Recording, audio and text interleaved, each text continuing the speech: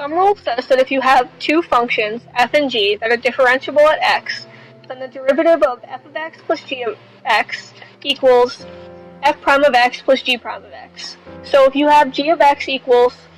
6x to the fifth minus x, then the derivative of that would be 30x to the fourth minus 1. If s of t equals 4 radical t minus 1/4 t to the fourth plus t plus 1, then the derivative of that would be 4 times 1 over 2 radical t minus 1/4 times 4t to the third plus 1 plus 0, which simplifies to 2 over radical t minus t cubed plus 1. The product rule says that if f and g are differentiable at x, then the derivative of f of x times g of x equals f prime of x times g of x plus f of x times g prime of x, or the derivative of the first times the second plus the first times the derivative of the second. So if we have g of r equals the sum of 5r cubed plus 3r plus 1 times the sum of r squared plus 3, then the derivative would be the sum of 15r squared plus 3 times the sum of r squared plus 3 plus the sum of 5r cubed plus 3r plus 1 times 2r.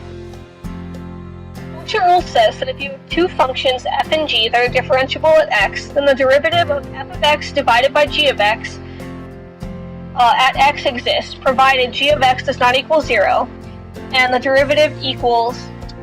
g of x times f prime of x minus f of x times g prime of x all over g of x squared. Or, more simply,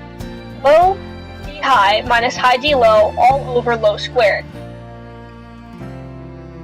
So if you have y equals 12s cubed minus 8s squared plus 12s all over 4s, then the derivative would be 4s times the sum of 36s squared minus 16s plus 12 minus the sum of 12s cubed minus 8s squared plus 12s all times 4,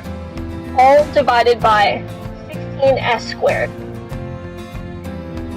The chain rule says that if you have y equals f of u, and it's differentiable at u equals g of x, and u equals g of x is differentiable at x, then the composite function y equals f of g of x is differentiable at x, and its derivative can be expressed in two different ways. The first way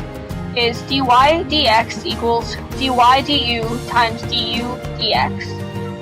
The second way is the derivative of f of g of x equals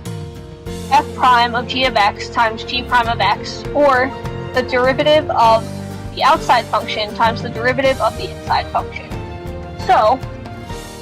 if you have y equals the sum of 5x squared plus 11x all to the 20th power, then the derivative would be 20 times the sum of 5x squared plus 11x all to the 19th times 10x plus 11. Alternatively, you have y equals the sum of x squared plus 2x plus 7 all to the 8th. The derivative would be y prime equals 8 times the sum of x squared plus 2x plus 7 all to the 7th times 2x plus 2.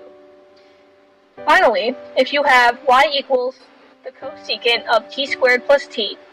then you would have a derivative equal to negative cosecant times of t squared plus t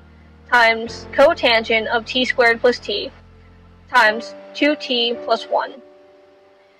which would simplify to negative the sum of 2t plus 1 times cosecant t squared